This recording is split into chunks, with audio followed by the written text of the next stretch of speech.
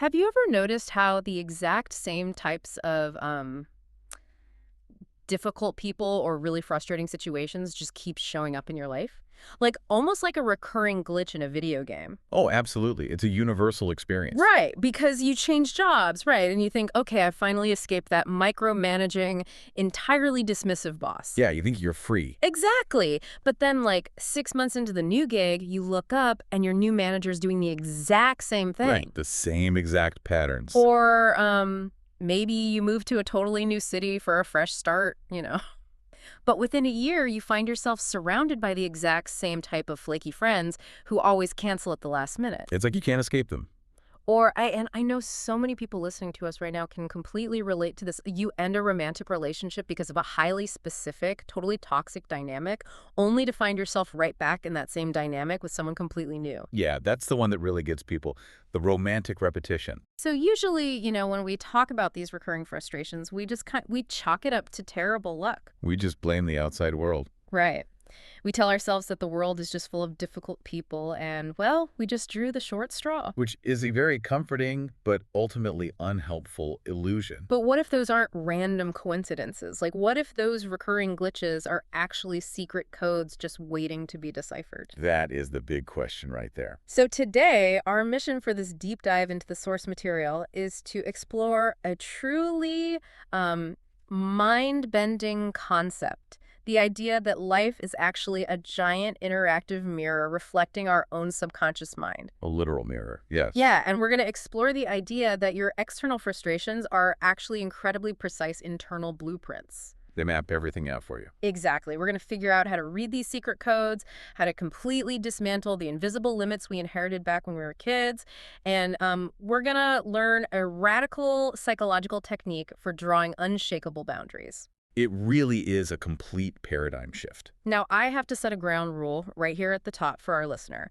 I am incredibly curious about all of this. I've got like a million questions and, frankly, some pretty heavy skepticism about a few of these points. Which is completely fair. You should be skeptical. But I'm going to leave all the actual explaining the theory and the underlying mechanics entirely to you. I'm ready for it. Awesome.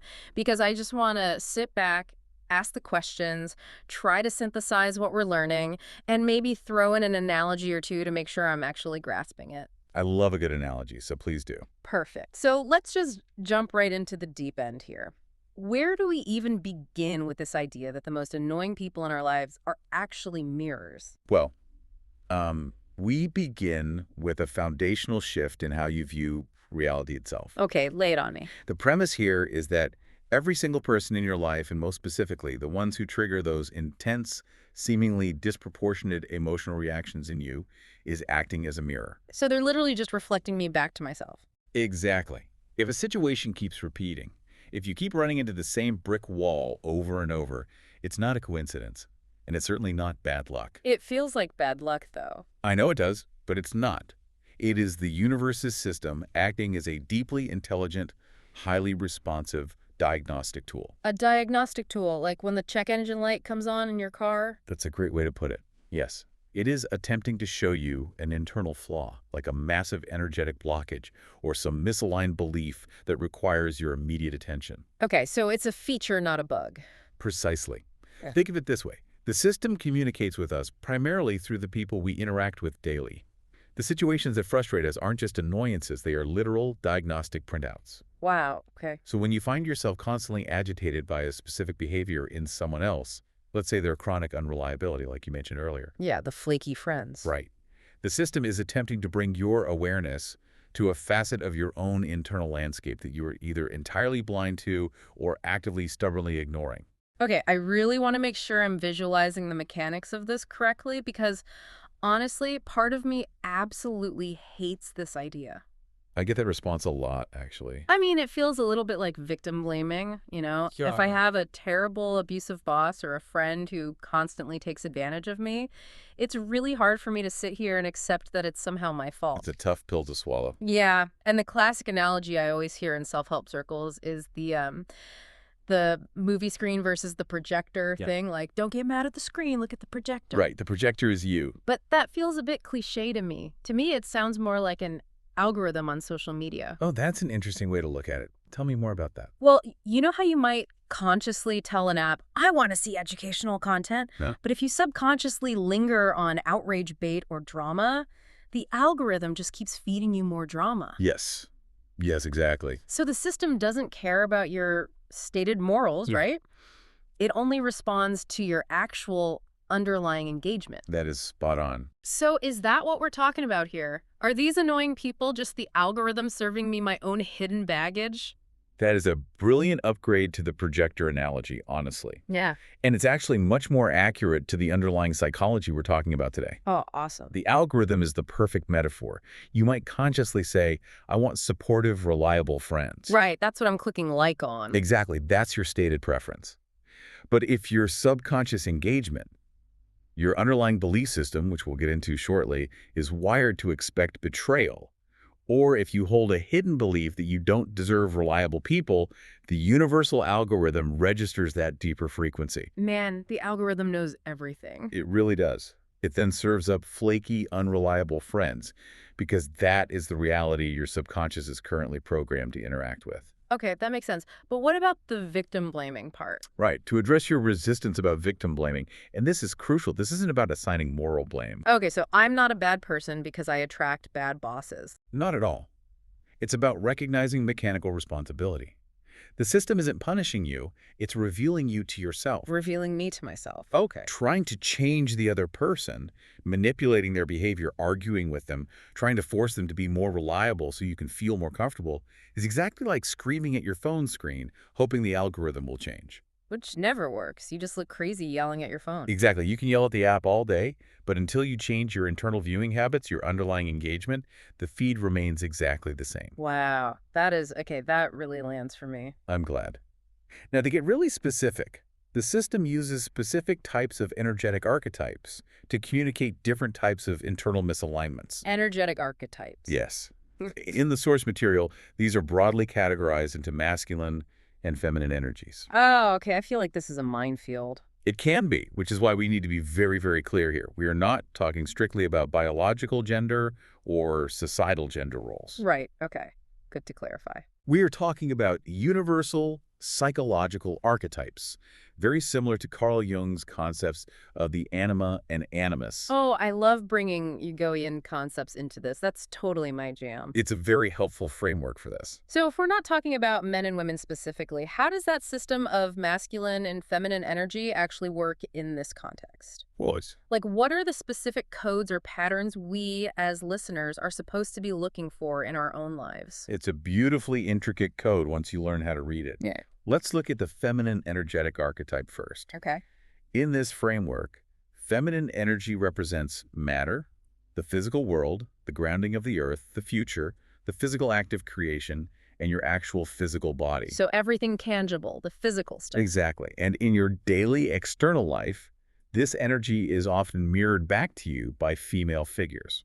Okay, so like who? Perhaps your daughters, your mother, female colleagues, or female friends. So if you find yourself having recurring, unresolvable conflicts with female figures, or if you are constantly deeply frustrated by their behavior, the algorithm is demanding that you look at your own relationship with the material world and your future. Wait, really? Can you give me an example? Because that's a huge leap for my brain right now. Let's walk through a highly specific example to make this concrete. Please do.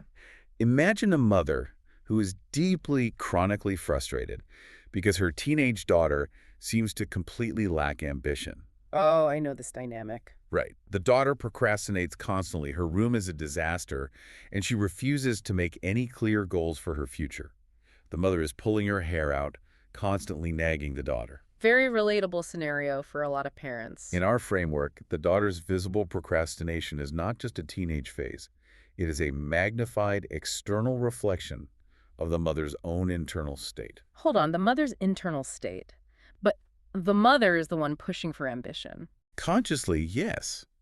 But the mirror is reflecting the mother's own underlying lack of material goals, her own hidden, terrifying stagnation regarding her own future, or perhaps a deep-seated, unacknowledged issue with her own self-worth in the physical world. Oh, wow. The daughter is simply acting out, on the physical stage of the household, the exact energetic stagnation the mother holds silently within herself. If you're listening right now and you're a parent, I can almost hear the collective It's gasp. a confronting reality. That is just intense. Let me synthesize this to make sure I've got it. So, if a mother is obsessively fixating on her daughter's lack of future planning, Yes. the system is actually tapping her on the shoulder saying, hey, stop looking at her. Look at your own lack of future planning. Look at your own fear of stepping into the material world. You nailed it. The daughter is just the messenger. Just the messenger. That completely flips the script on parenting dynamics. I mean, my mind is blown. It changes everything when you realize you're just yelling at a mirror. Okay, so if that's the feminine archetype, the material, the physical, the future, what about the masculine energy? Right. The other side of the coin. How does that side of the equation work, and what is it actually mirroring? Masculine energy, in this archetypal sense, represents structural integrity, spiritual connection, ultimate authority, and your inner foundational power. So it's more about the non-physical, the structural rules. Yes, it is the directional guiding force. In your external reality, this energy is most frequently mirrored by male figures. Like sons, fathers, that kind of thing. Exactly. Sons, fathers, male bosses, or any established figures of authority, like government systems or strict institutional structures. Okay, track with you. If you are experiencing persistent friction, disrespect, or explosive conflict with a son or an authority figure, it points to a profound disruption in your own internal masculine energy. Meaning what, right, practically? It indicates a deep, perhaps entirely unacknowledged disconnect with your own inner spirit. It reveals a fierce internal resistance to authority or a lack of connection with the overarching, orderly system of the universe. Could you do another detailed example for this one? Because the mother-daughter one was incredibly clear. Of course. Imagine a father who feels completely and utterly disrespected by his son. Okay, classic trope. The son rolls his eyes, ignores curfews, and speaks with contempt. The father reacts with fury, trying to clamp down with more rules and louder yelling. Right, trying to force respect. But the son is merely serving as the mirror. The son's external disrespect is a perfect, undeniable reflection of the father's own lack of reverence for his own spiritual core. Oh, man. The father likely compromises his own integrity at work, or he harbors a deep internal resistance to stepping into his true, authentic, authoritative power in his own life. So because the dad doesn't respect himself. Because the father does not truly respect his own internal authority, the universe uses the son to broadcast that exact lack of respect right back into the father's face. That is just staggering. The external conflict is just the visible symptom of the internal fracture. It makes me think about how often we try to solve these problems with pure force. Like, the dad tries to ground the kid, the mom tries to hire a tutor for the daughter. Yes, exactly. We are literally trying to fix the reflection in the mirror by scrubbing the glass, exactly like you said. Scrubbing the glass won't change the face looking into it. But here's a thought. What happens if we just stubbornly refuse to get the hint? Well, that happens quite a lot. Let's say I'm that dad and I completely reject this entire philosophy. I say, no, this deep dive is crazy.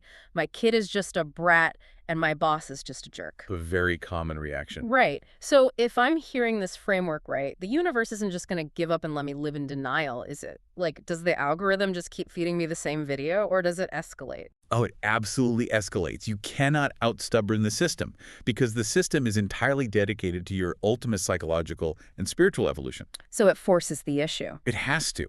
If you refuse to look in the mirror, if you dig your heels in and insist on blaming the external world, the system will simply make the exams harder. Make the exams harder. I hate the sound of that. It has to. In order to bypass your defenses and finally get your attention, it usually starts as a whisper, right?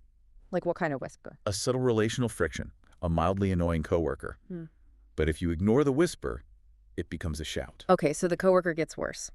The annoying coworker becomes a boss who actively sabotages your career. Yikes. And if you still refuse to look inward at your own authority issues, the volume increases to a deafening roar. How bad does it get? Financial issues will begin to deepen into actual terrifying crises.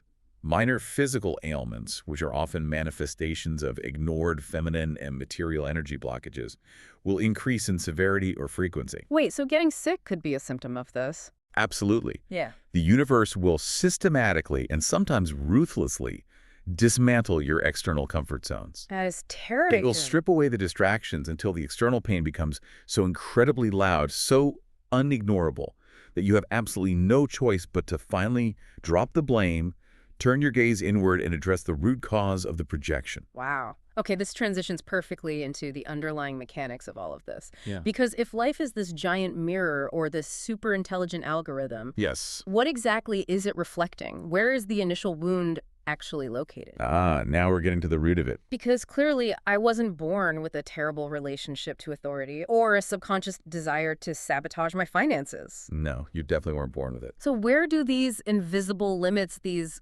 glitches in our programming originate? To understand the origin of the programming, we have to look at how human reality is psychologically constructed from the ground up. Okay. Life itself, fundamentally, is an ocean of infinite possibilities. Sounds beautiful. It is. Every conceivable outcome, every level of financial abundance, every type of deeply joyful, secure relationship is theoretically available in that vast ocean. But we aren't experiencing that ocean, are we? No, we are not. We do not experience the ocean directly. We experience it exclusively through the tiny, restrictive, invisible fences of our own learned thoughts and belief systems. It's invisible fences. And we build these fences almost entirely unconsciously. The vast majority of the construction happens during a very specific window of childhood.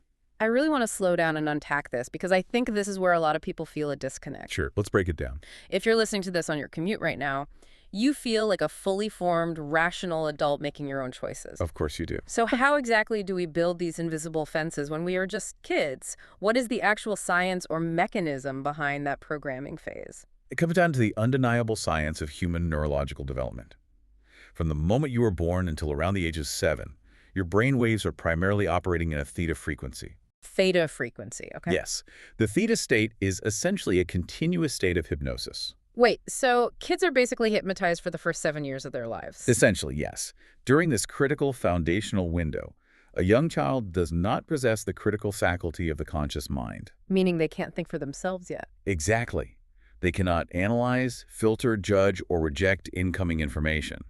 They are, quite literally, unfiltered recording devices. That is wild. You absorb absolutely everything you observe in your immediate environment, and you do not just observe it as a passing event, you download it as an absolute, undeniable, unchangeable law of the universe. Oh man, can you walk me through a detailed hypothetical to show how insidious this is? Because it sounds incredibly dangerous. It is deeply impactful. Imagine a 5-year-old girl sitting on the stairs, secretly listening to her parents arguing in the kitchen. Okay, setting the scene. Her parents are incredibly stressed about a massive, unexpected medical bill. The father slams his fist on the table and yells, "Making money in this world is nothing but a brutal, soul-crushing struggle. And the only people who actually get rich are corrupt, terrible people who step on everyone else." Oh, I've definitely heard variations of that argument. Many of us have. Now, Yeah. the 5-year-old doesn't have the cognitive ability to think, "Oh, my parents love me." They're just having a temporary stress response to a systemic healthcare issue. And their views on wealth are skewed by their current anxiety. Right.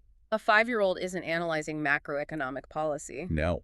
The child downloads the literal energetic frequency of the event. She downloads a foundational line of code directly into her subconscious operating system. And what's the code? The code is, money equals screaming, pain, and struggle. Furthermore, obtaining money turns you into a corrupt, terrible person. Wow.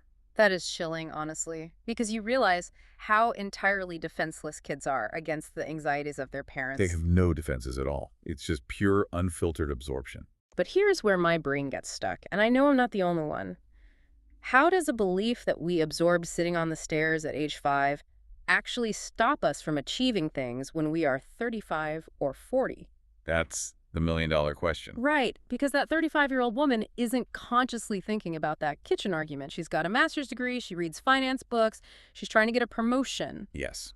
Consciously, she is striving for it. So how does the invisible fence actually exert force in the real world decades later? It exerts force because, as adults, these invisible beliefs act as incredibly powerful, active, energetic boundaries. Active boundary. Yes. The universe operates on resonance, much like tuning forks. Your subconscious beliefs vibrate at a specific frequency, and your subconscious mind is exponentially more powerful than your conscious mind. Okay, so the subconscious is basically running the show. Absolutely. Let's stick with the woman from our example. Her conscious mind is reading the finance books. Her conscious mind is saying, "I want to be wealthy. I want financial freedom. I am working hard for this promotion. Right, she's doing all the right things. But her subconscious foundational programming, that invisible fence built at age 5, is actively broadcasting a terrifying warning signal, Saying what? saying, wealth brings pain, wealth destroys families, wealth makes you a corrupt, evil person. So her brain thinks getting the promotion is actually dangerous. Exactly. Because her subconscious primary directive is to keep her safe, Hmm. and it fundamentally believes wealth is a mortal threat to her goodness and her family's peace. Wow. So her overall energetic signature will actively repel wealth.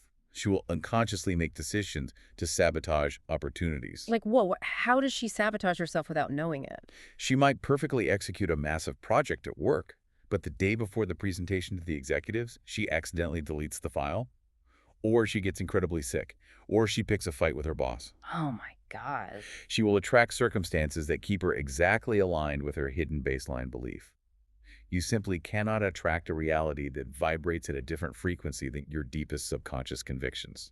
Okay, this brings me back to my earlier thought about magnets. It's exactly like holding two strong magnets. Yes, perfect analogy. Like, consciously, you're holding the north pole of one magnet and trying to jam it into the north pole of another. You are sweating, you are pushing with all your conscious might to make them touch, to get the wealth, to get the relationship. But the invisible magnetic field, the subconscious programming, just violently shoves it away. It shoves it away every single time. No matter how hard you push, the invisible force wins. That is a phenomenal analogy. The invisible magnetic repulsion is the exact mechanism at play. So how do we stop the magnets from repelling? And this brings us to a crucial, highly technical concept from neurolinguistic programming, or NLP. Okay, NLP, I've heard of that. It brings us to the absolute necessity of neutral, content-free thinking. Neutral, content-free thinking, what does that mean? To stop repelling the things you want, you have to neutralize the deeply charged, dramatic meaning you have assigned to them. Meaning I have to stop caring so much. In a way, yes. If you overly glorify money, if you put it on a massive pedestal, obsess over it, and believe that achieving wealth will magically solve all your deep-seated internal emotional voids, you actually push it away. Why? I thought wanting it really badly would attract it. Because you are operating from a state of desperate lack. The universe reads the desperation, not the desire. It reads the desperation. Conversely, if you subtly demonize it, if your childhood programming tells you it is the root of all evil or corruption, it runs away from you because you are operating from a state of moral rejection. Okay, so you can't glorify it and you can't demonize it. True abundance, whether we are talking about massive financial success, profound health, or deep connected relationships, requires viewing these concepts from a perfectly neutral, balanced, unemotional center. Unemotional. That sounds really hard. It takes practice. Yeah. You must strip away the heavy, dramatic narratives you learned in childhood. You have to view money simply as a neutral tool, like a hammer. Right. A shimmer isn't good or evil, it just drives nails. Exactly. You have to view relationships not as magical rescues from your loneliness, but as neutral, shared experiences. I love that idea of content-free thinking, just like draining the drama out of our goals. It's very liberating. But I have a major logistical question here. If we learned all these invisible limits when we were toddlers, and they are, by definition, completely unconscious and invisible to us now, Yes. how do we even know they are there? Like, how do you catch an invisible fence? It's a great question. If I'm listening to this right now, how do I know what my specific bad code is? That is perhaps the most profound and confronting realization of this entire process. Your current life circumstances are the evidence. My current life. Yes, you do not have to guess if you have an invisible fence. You do Ah. not have to undergo years of deep psychoanalysis to find out if you have blockages. Thank goodness. You simply have to look at your current life and observe what you currently lack, or where you consistently, repeatedly struggle. So the proof is right in front of me. The limits are perfectly tangibly visible in the exact results you are getting right now. The printout tells you exactly what the code is. Okay, give me some examples of what to look for. Well, if your romantic relationships constantly, mysteriously fail right around the 1-year mark, regardless of who you are dating, you have an invisible fence exactly at the 1-year intimacy mark. Wow. If you can never seem to save more than, say, $5,000 before a completely unexpected expense, a car breakdown, a medical bill, a leaky roof magically wipes it out, then $5,000 is the exact location of your financial fence. That is insane. So you're saying the broken down car isn't bad luck? No. The subconscious will always, without fail, execute its hidden programming. It will actively orchestrate the sabotage of your conscious success to protect you from its hidden fears. It actually orchestrates it. Yes. Let me give you another deeply psychological example. Please do. Let's say a man witnessed his parents' marriage completely fall apart in a vicious divorce. Shortly after, his father had a major business breakthrough and became wealthy. The man was 6 years old. Okay, so the 6-year-old watches the family explode over money. Right. His subconscious immediately associated financial success with the violent destruction of love and the loss of his family unit. Okay, that makes sense. Therefore, as an adult, every single time he gets close to a massive business breakthrough, his subconscious perceives an imminent threat to his current happy marriage. Oh, the internal bodyguard steps in. Precisely. The internal bodyguard steps in. He will miraculously find a way to procrastinate on the final contract, he will subconsciously offend the investor, or he will develop overwhelming, paralyzing anxiety. And he'll just think he's stressed. But his subconscious is literally saving his current marriage by ensuring he never achieves the wealth it fundamentally believes will destroy it. That is just, man, it really leaves you speechless for a second. It's a heavy realization. It completely and utterly reframes the whole concept of self-sabotage. Because we beat ourselves up so much, we think, I'm just lazy, I'm stupid, I have no discipline. We're so cruel to ourselves. Yeah, but what you're saying is that it's not laziness or stupidity at all. It's actually a highly efficient, incredibly loyal internal bodyguard working massive overtime based on outdated 5-year-old intelligence. That is a brilliant summary. Yes, exactly. Okay, so if our external life is the evidence, how do we actually go into the code and find the specific root? Like, what is the practical step-by-step methodology for doing an internal audit? Discovering these hidden limits requires a practice that is incredibly rare in the modern world. Which is? Intentional, prolonged silence and a deep, focused awareness of your own physical body. Silence. Yeah, nobody does that anymore. The primary reason we remain so utterly blind to our foundational programming is that our modern lifestyle is incredibly deafeningly noisy. And it's not an accident. You think we make it noisy on purpose? We unconsciously use the chaotic rush of daily life, the stressful morning commute, the endless to-do lists, the demanding work emails, the constant hypnotic scrolling on our phones as highly active avoidance mechanisms. Oh, wow. We intentionally fill every single second of our waking hours with external noise so that we never have to sit in the quiet and hear the deeply uncomfortable whisper of our own inner voice or feel the anxiety of our unhealed wounds. Ouch, I am completely guilty of that. If it's quiet for 2 seconds, I put on a podcast. We all do it. Yeah. To audit your programming, you must forcefully, intentionally pause that noise. Okay, so what's the method? The methodology is straightforward, but for most people it requires immense discipline because it is highly uncomfortable. You go into a quiet room where you are absolutely certain you will not be disturbed. Okay, quiet room. Got it. You turn off your phone, your computer, all devices. You sit down, close your eyes, and bring your conscious focus entirely to a specific problem area in your life. Let's walk through this exactly. Let's say I'm that guy who keeps getting hit with unexpected bills every time I save $5,000. Okay, the $5,000 fence. Right. I'm struggling with the invisible money fence. I go into the quiet room. I turn off the phone. I close my eyes. Am I just supposed to think really hard about money? What exactly am I looking for in the dark? You focus on the specific problem. In this case, hold the image of having $10,000 in your bank account, a number past your fence. Okay, visualize the 10 grand. You hold that specific concept in your mind's eye, and this is the crucial step. You completely stop trying to intellectualize the problem. Stop intellectualizing, meaning stop doing math in my head. Yes. You drop your awareness out of your thinking brain and shift your attention completely and exclusively to your physical body. My body, why? You simply observe how your nervous system reacts to the thought of holding that wealth. Within minutes, if you are truly paying attention, the physical body will reveal the exact location of the hidden resistance. Wait, my body will actually react. Physically, yes. You might feel a sudden sharp tightness in the center of your chest. You might feel a dropping, nauseous sensation in the pit of your stomach. Like getting butterflies. Worse, your throat might literally feel restricted, as if you can't swallow. Or a wave of inexplicable hot anxiety might wash over your skin.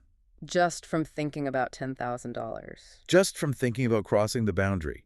You must understand this deeply. The physical body never, ever lies. It is the direct, unfiltered, biological manifestation of the subconscious mind. That is wild. Those physiological sensations are not random. They are the exact somatic locations and the precise emotional textures of your invisible fences. That tightness in your chest is the physical feeling of the 5-year-old's terror. That makes so much sense. The body is literally sounding a biological alarm to a perceived threat. Exactly. It's an alarm bell. Which again brings me back to something we touched on earlier, and I want to look at it through this somatic lens. Procrastination. Ah, yes. Procrastination. We always hear procrastination framed as a moral failing. You just have poor time management. You lack grit. Which is entirely wrong. But based on this idea that the body reacts to crossing a fence as a mortal threat, is procrastination actually something much deeper than just being bad at scheduling? Yes. Looking at it through this lens completely and permanently changes the definition of procrastination. It is absolutely, unequivocally not laziness. Okay, thank God, because I procrastinate constantly. Laziness is a general apathy toward action. Yeah. A lazy person doesn't care that they aren't doing the thing. Right, they're just chilling. But procrastination, in this context, is a highly active, incredibly potent, energetic safety mechanism. It is a defense protocol deployed by your subconscious to keep you securely within the boundaries of your established, known comfort zone. A defense protocol. Think about the somatic audit we just discussed. When you attempt to take an action that would push you past your invisible fence, like finally launching that new business, initiating a deeply vulnerable conversation with your partner, or applying for a job that requires you to step into visible authority, Right, crossing the fence. the subconscious mind scans the future, realizes it violates the childhood programming, and perceives that growth as an existential threat to its known reality. So it panics. It immediately triggers the nervous system. It floods your body with subtle anxiety, brain fog, or sudden extreme fatigue. Brain fog, is that why I suddenly get so tired when I sit down to do my taxes? Exactly. It deploys procrastination to forcefully stall the action, tricking you into scrolling social media or cleaning your entire kitchen. Because doing those things keeps you safe, small, and perfectly aligned with your old, unthreatening programming. So it's basically physically restraining me. Procrastination is the bodyguard physically restraining you from touching the electric fence. Wow. Okay, I have to pause here. I have a major pushback, and I really want to wrestle with the implications of this. All right, let's hear it. I'm imagining the listeners driving to work right now, or maybe folding laundry while listening, and thinking about this concept of staying small and staying in our comfort zone. Yes? What about the concept of sacrifice? What about the mother who sacrifices her own career desires for her kids? Or what about the partner who gives up their dream city so their spouse can take a great job? Or sacrificing our free time for aging parents? I see where you're going with this. Because everything in our culture, every movie, every religion constantly tells us that putting others first, giving up our own dreams for the sake of our family, is the ultimate, most noble, most beautiful act of love a human being can perform. It is a very deeply ingrained societal belief. Right. So are you actually sitting here saying that sacrificing ourselves is a bad thing? Because that feels like a massive contradiction to everything we're taught about being a good person.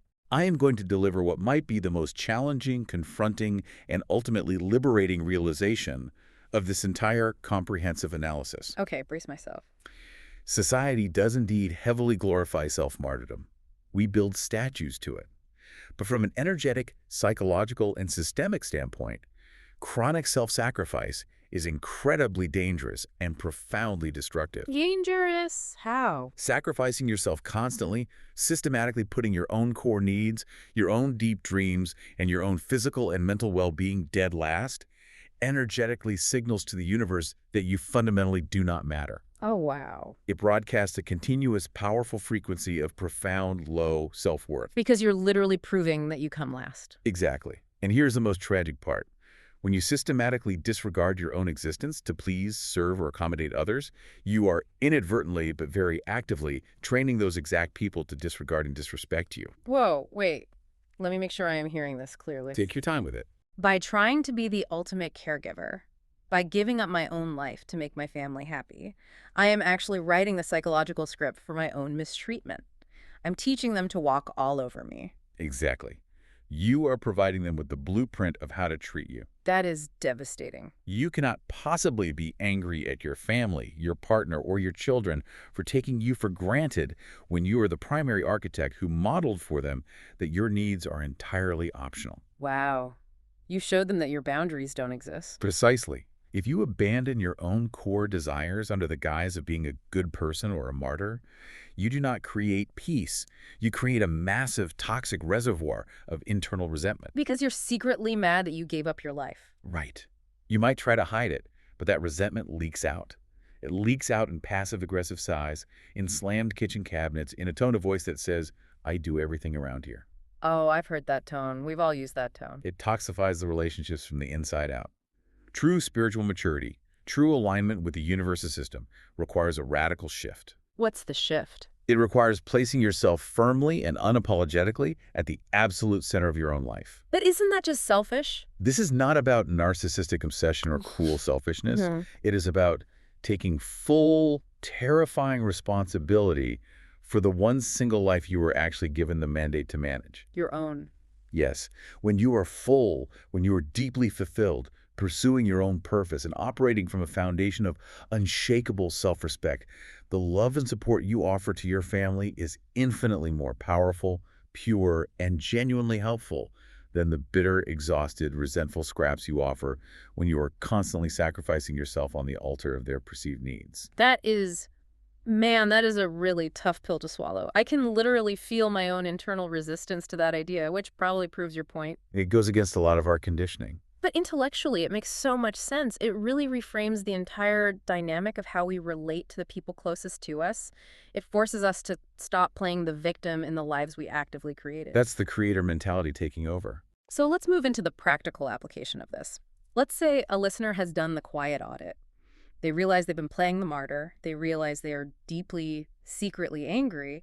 And they realize someone in their life, maybe a partner, maybe a boss, has been repeatedly crossing their boundaries because they've allowed it. Okay, they've diagnosed the issue. How do we actually stop it? Yeah. How do we flip the script? Because when most people try to draw a boundary, it turns into a screaming match, someone cries, nothing gets solved, and the relationship just gets worse. Yes, that is usually how it plays out. So how do we draw a boundary without just detonating the relationship? Well, the reason most attempts at drawing healthy boundaries fail so spectacularly is due to a profound misunderstanding of emotional mechanics. What do you mean by emotional mechanics? The inability to communicate a boundary usually stems from the fact that we are carrying around a massive, highly pressurized tank of suppressed emotional energy, all that resentment from the self-sacrifice we just discussed. Right, the slammed kitchen cabinets energy. Exactly. When most people finally decide they've had enough and attempt to communicate a boundary, they do not do it from a place of calm strategy. No, they do it when they're furious. Yes, they wait until they are deeply triggered by the other person's behavior, and then they explode. Yeah. They aren't actually communicating a logical limit. They're simply vomiting years of repressed anger, sadness, petty grievances, and deep resentment directly onto the other person. And obviously that doesn't go over well. No. The moment you attack someone with that level of intense, volatile emotional energy, their nervous system instantly perceives a threat. So they fight back. They go into a rigid defensive posture, fight or flight activates, and the communication is completely irrevocably destroyed. They aren't hearing your boundary. They are just defending themselves against your anger. Makes total sense. To draw a boundary successfully and permanently, you absolutely must separate the emotional discharge from the actual communication. Okay, I love that phrasing. Separating the discharge from the communication. We have to diffuse our own bomb before we try to calmly hand it to the other person. That's a great way to look at it. But how do we actually do that? If I am furious with my partner for disrespecting me for the 100th time, how do I diffuse that fury? What is the specific technique? It is a radical, highly effective, and deeply cathartic visualization technique. Before you ever attempt to speak a single word to the person who is violating your boundaries, you must process the emotional backlog. Okay, where do I do this?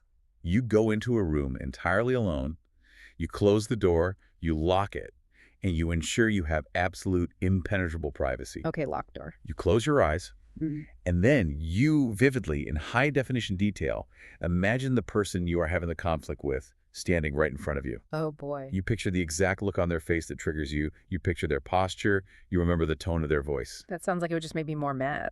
That is the point. In this perfectly safe, entirely imaginary space, you unleash absolutely everything. Everything. Everything. You allow yourself to feel and express all the visceral anger, the deep, agonizing frustration, the entirely petty grievances you've been ashamed of, and the profound underlying sadness you have been harboring. So I just lose my mind in my bedroom alone. Essentially, yes. Yeah. If your body needs you to yell at them in your imagination, you yell with all your might. If you need to hurl insults in your mind, you do it. If you need to collapse and cry hysterically, you cry. Wow. You do not hold back. You do not try to be reasonable or spiritual or mature in this private visualization.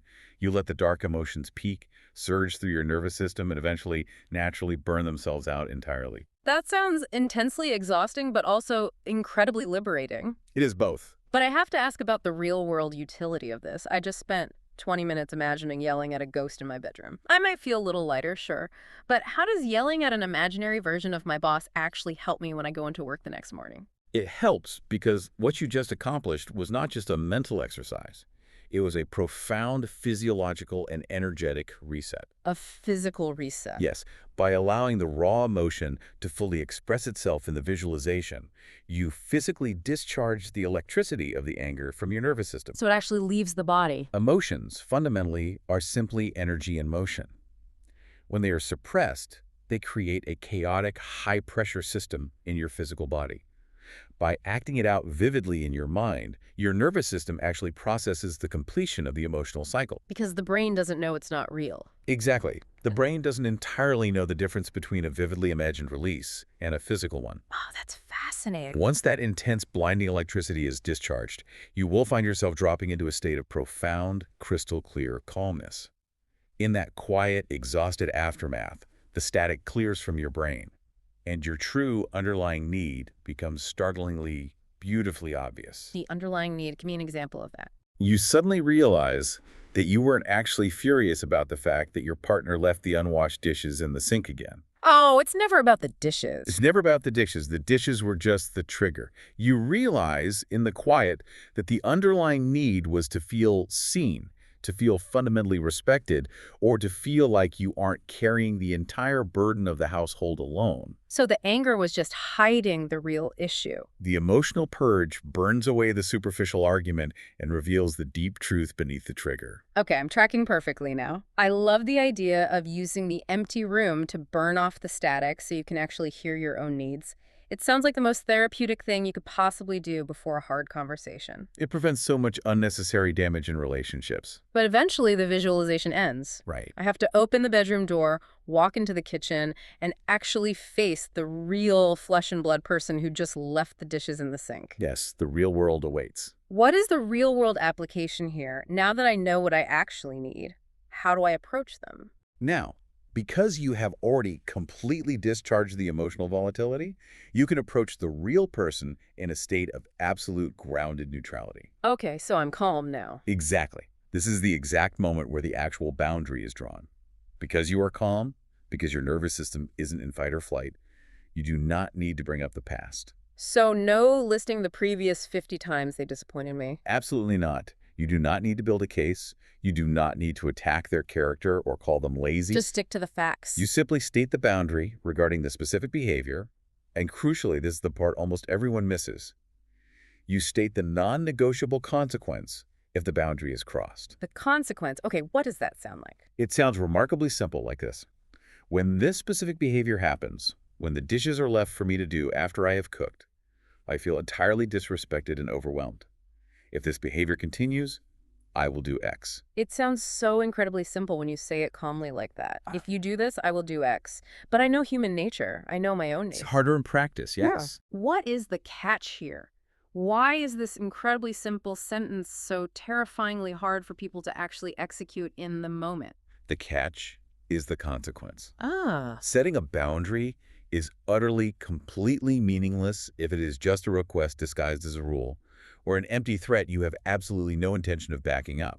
So you have to actually follow through. The true transformative power of a boundary requires the absolute unflinching courage to enforce the consequence you stated, no matter how uncomfortable it gets. Even if it causes a huge problem. Even if it means profoundly changing the dynamic of the family, stepping back from the person, or in extreme cases, losing the relationship entirely. Wow, that is intense. If you say to a toxic partner or family member, if you speak to me with that disrespectful tone again, I will immediately leave the room, you must stand up and walk out the literal second it happens. No second chances. If you hesitate, if you stay to negotiate, if you say, I really mean it this time, you instantly teach them that your boundaries are an illusion. You teach them you are bluffing. Yes.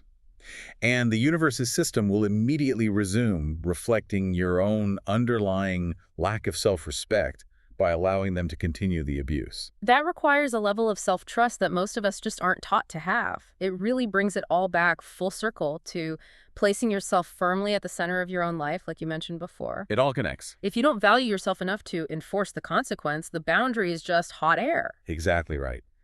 Now, I want to take everything we discussed and zoom out a bit. We've talked extensively about our highly personal lives, our childhoods, our families, our direct one-on-one relationships. It's the micro level. But what about our interaction with the broader chaotic world? Let's talk about the concept of absolute acceptance. Yeah, very powerful concept. How does this entire framework of mirrors and energetic frequencies apply to the macro level, like the news, the economy, the chaos happening globally? The shift to understanding how we interact with the broader world hinges entirely on grasping the fundamental psychological difference between a victim mentality and a creator mentality. Okay, break those down for me. This deeply relates to the practice of absolute acceptance.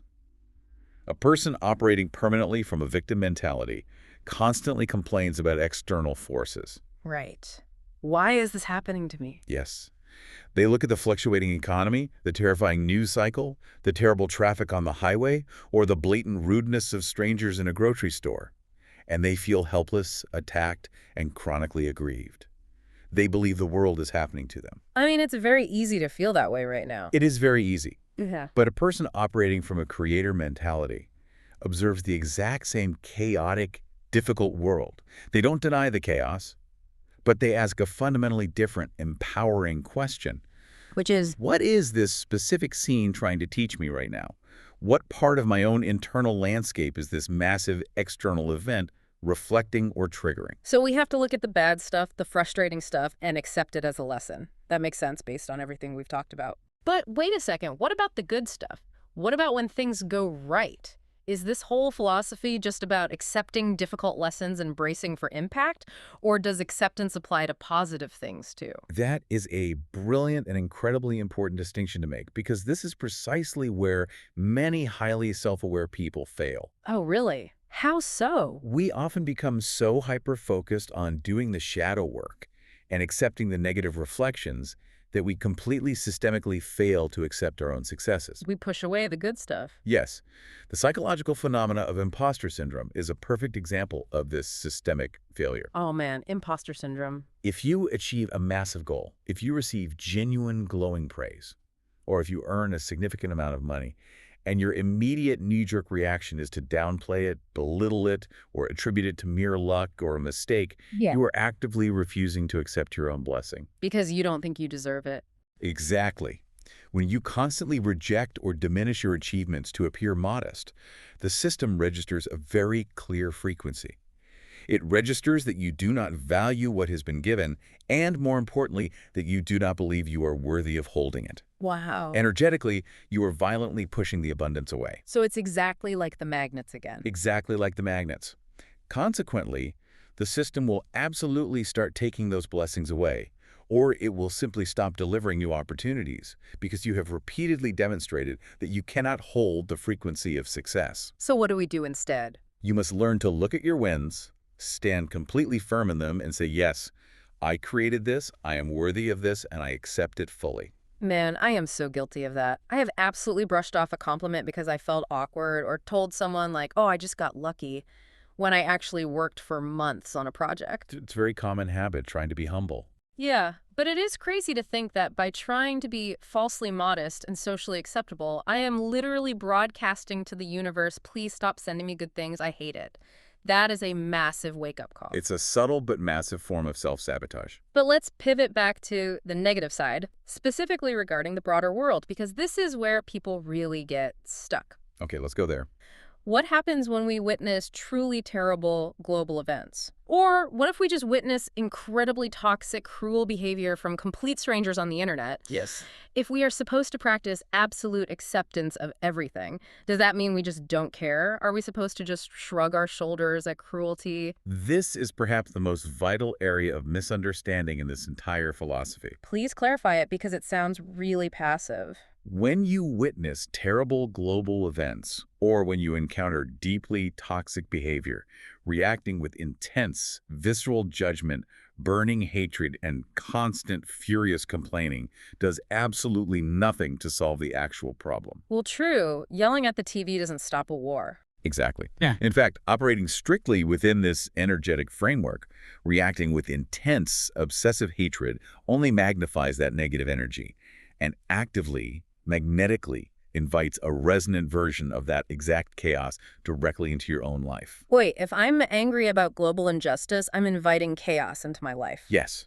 If you spend your days furiously doom-scrolling the news, seething at political figures, or deeply viciously judging the strangers you see on social media, you are systematically saturating your own subconscious mind with the frequency of intense conflict, powerlessness, and injustice. And because the system is a mirror. Because the system is a mirror, you will inevitably begin to manifest unexplainable conflict, powerlessness, and injustice in your own personal sphere. Wow. The ultimate goal of absolute acceptance is to learn to observe the undeniable chaos of the world without adding your own toxic, highly charged emotional judgment to the mix. I'm going to push back on this again, and I mean really push back, because I think a lot of people violently struggle with this concept, myself included. I welcome the pushback. If we stop judging the bad things, if we just look at terrible abusive behavior and accept it, don't we just become passive doormats? Not at all. Don't we just surrender to a cruel, dark world and let bad people get away with whatever they want?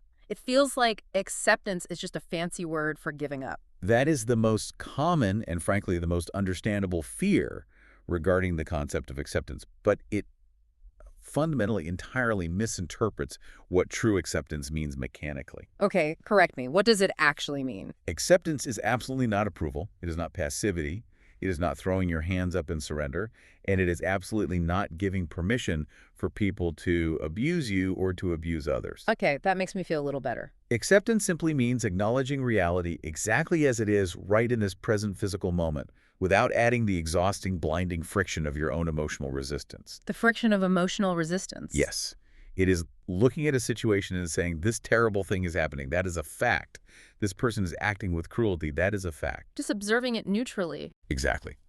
When you fiercely resist reality, when you scream at the television, when you yell, this shouldn't be happening, people shouldn't act like this, the world is unfair, you burn all of your vital creative energy in a completely futile, imaginary argument with reality. And reality doesn't care if you argue with it. Let me assure you, reality always, always wins that argument. Yeah, it does. By dropping the emotional resistance and coldly, clearly accepting the indisputable fact of the situation, you stop wasting your energy. You stop bleeding out emotionally. In serve your strength. And from that place of clear, calm, incredibly grounded reality, you are suddenly capable of taking much more effective, highly powerful, and deeply constructive action. So you do still take action? Absolutely. You draw the boundary, you change your life, you help the victim, you act from a place of clear, penetrating strategy and loving intent, rather than reacting blindly and destructively from a place of panicked emotional friction. I see. Acceptance is not the end of action.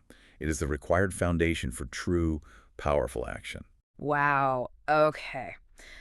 Let's pull all this together, because this has been a truly mind-altering, incredibly dense exploration. We've covered a lot of ground today. We really have. So we started by looking at the most frustrating people in our lives and realizing they aren't just annoying obstacles sent to ruin our day. They are highly accurate, finely tuned mirrors reflecting our own internal flaws, fears, and blockages. Yes. We explored the deep psychological framework of how the universe uses masculine and feminine energies to show us exactly where we are disconnected from our material goals or our own inner spiritual power. Spot on.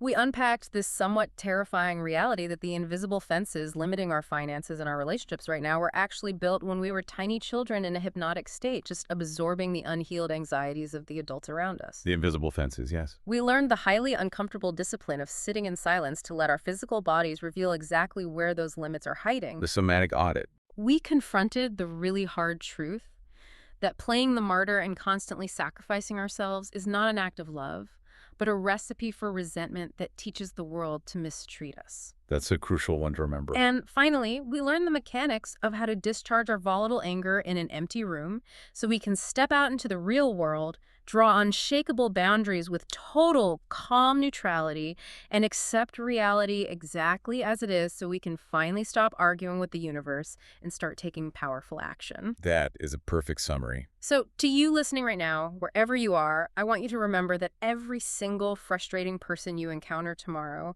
whether it is your demanding boss, your flaky partner, or the person aggressively cutting you off in morning traffic, they are actually a profound gift. They truly are. They are a clue, an encrypted message designed specifically for you by the algorithm of your own life to help you unlock your own next level of personal evolution.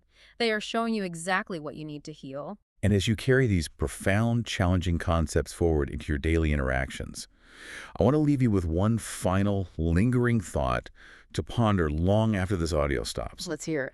The next time you feel an intense, inexplicable negative reaction to a complete stranger, someone you don't even know who just rubs you the wrong way, pause, take a breath, and ask yourself, what forgotten, unhealed piece of your own history are they silently acting out for you?